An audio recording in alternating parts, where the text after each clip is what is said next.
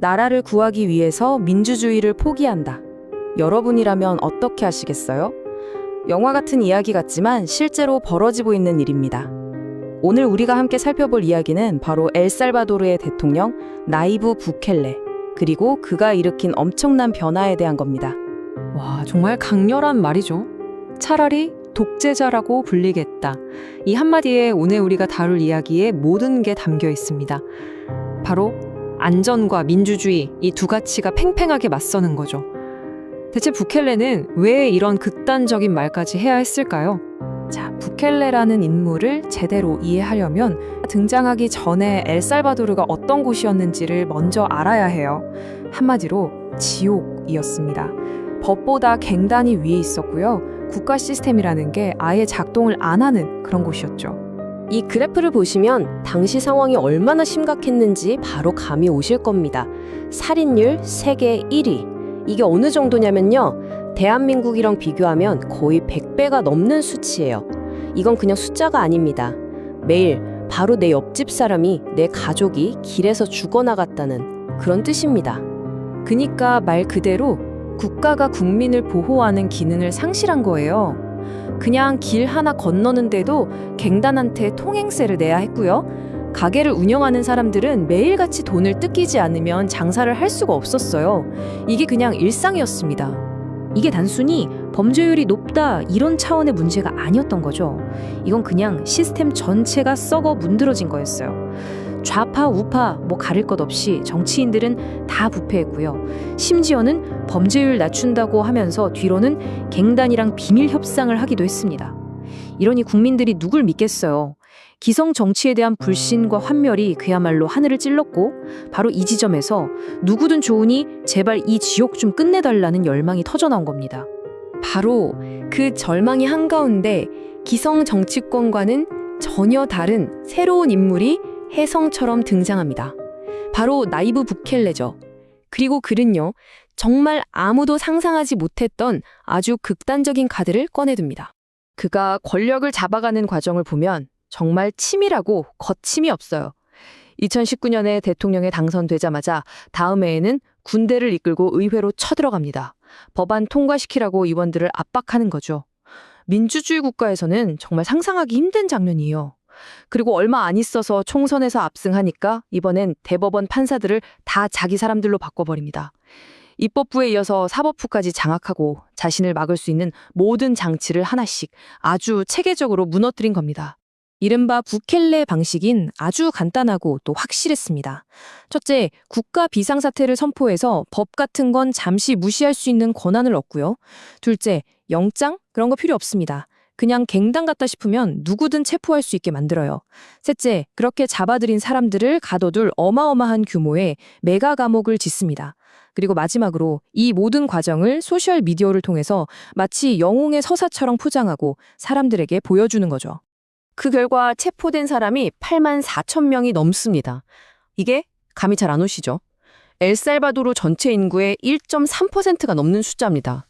갓난아기까지 다 포함해서요. 말 그대로 그냥 싹쓸이 체포를 한 겁니다.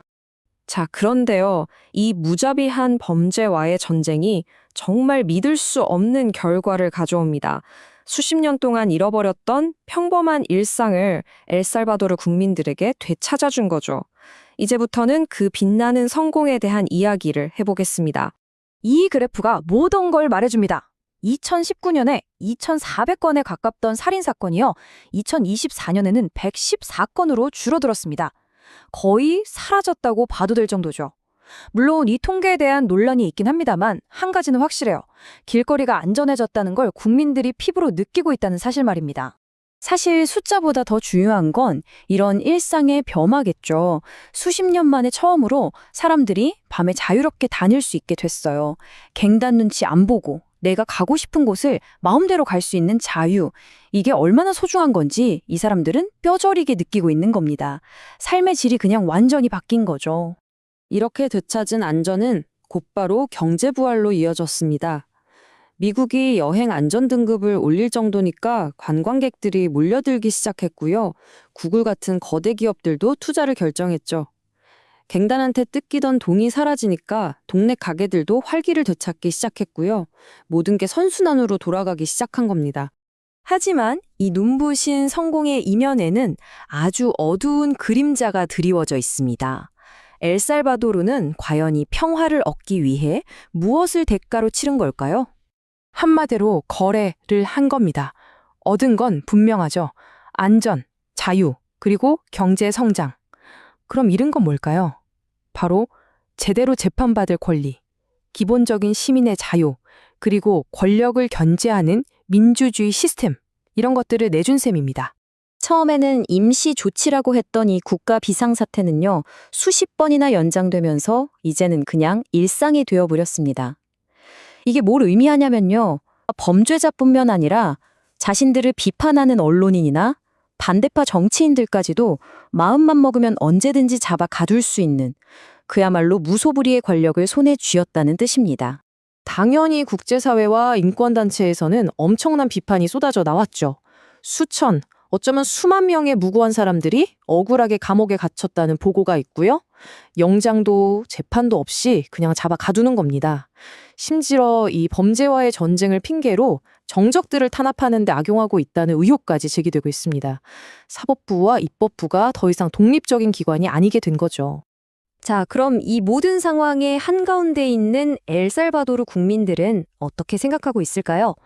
외부 세계의 이런 비판과는 정말 정반대의 평가를 내리고 있습니다. 놀랍죠. 지지율이 무려 85%가 넘습니다. 국제사회가 아무리 독재라고 비판해도 국민들은 압도적으로 부켈레를 지지하고 있는 거예요. 이 사람들에게는 민주주의의 가치보다 당장 내 목숨을 지켜주는 안전이 훨씬 더 중요했던 겁니다. 이런 상황을 흔히 악마의 거래라고 부르죠. 아주 간절하게 원하는 것을 얻기 위해서 자신의 가장 소중한 가치를 내어주는 계약 말입니다.